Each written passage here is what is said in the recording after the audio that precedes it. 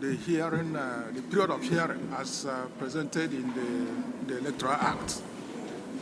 And that's what I've done, because if we are to be given our 7 weeks, it means that our petition will even expire. And that will not be in our own interest. So what we have to do is to do case management, call witnesses that are very material, that will enable us establish that what Inec did is very, very unfortunate. And we believe that within the period allocated to us, we should be able to establish that. Notwithstanding that up to this moment, they are yet to give us all the documents we require. I continue to ask, why is INEC behaving in this way and manner? What are they hiding? What are they hiding? They're supposed to be neutral. But they're behaving as if INEC is a candidate in its own election. This should never be so. And that is, Nigeria is the only country where you find something like this. There's no other country. I challenge you to go and investigate and find out about electoral bodies in other African countries, except, of course, countries under military rule. That's where you may have a different situation. But in Kenya, in Malawi, South Africa, and quite a number of others, they remain neutral. But in Nigeria, you see them frustrating petitioners, preventing petitioners from having access to documents, which is so difficult to comprehend why this should be so. But they have no choice, because once we start trial, which is on May 13, 30th May, 30th. We will serve them subpoena. And it comes with an order of court. And they will never decline bringing the documents. Otherwise, they will end themselves punishment, because that's an order of court. Thank you.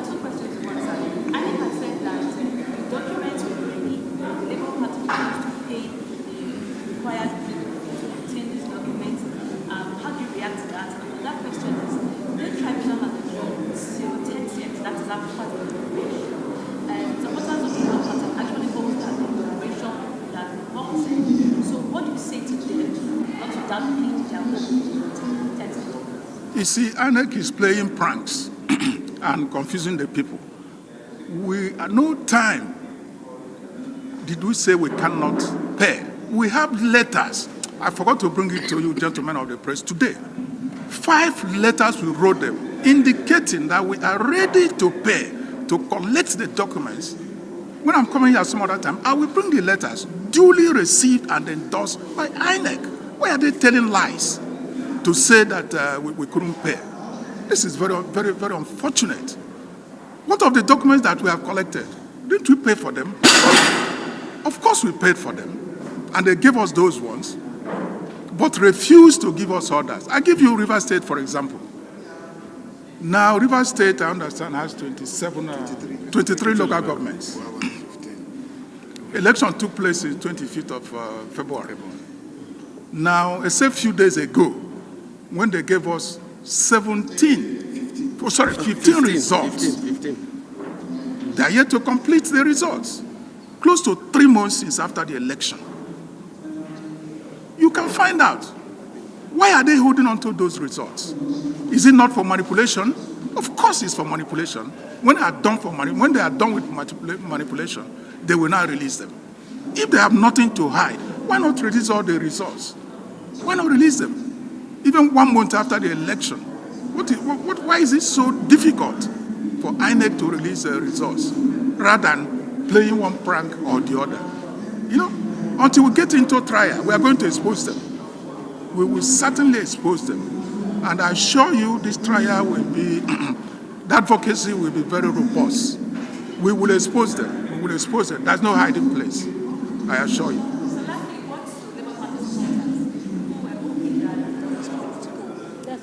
Don't talk about that.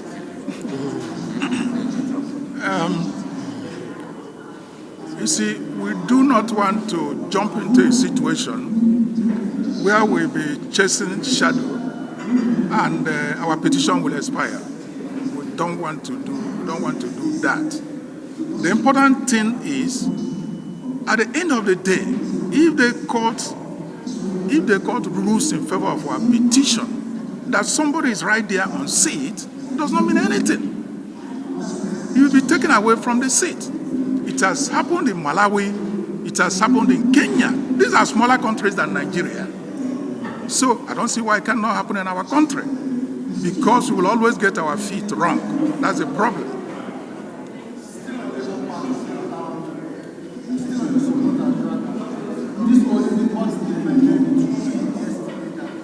I can't hear you.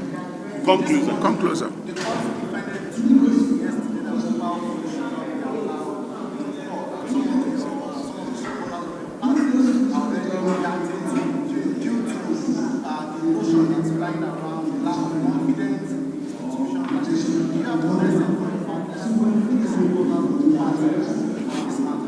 You see, we don't normally go back to what has been done. We are looking forward to how to prove our petition, and we believe we are going to prove it. Because if at the end of the day, I said before, the court rules that somebody who is there under the law should not be there, of course, the court will remove him. What is important is the issue of courage. And that's it. Thank you.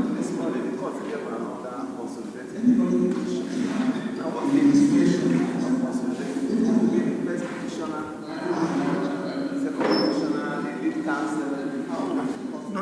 You see, for the purposes of consolidation, the only thing important is that all three petitions, they are going to be heard together. But each one will maintain its identity. Yes. I hope you understand it. Will maintain its own identity at the end of the day. And judgment will be given in respect of each and every one of them. But it's just a matter of convenience to save time. That's why they were consolidated. And we have no problem with that. Thank you. Thank you. Thank you very much.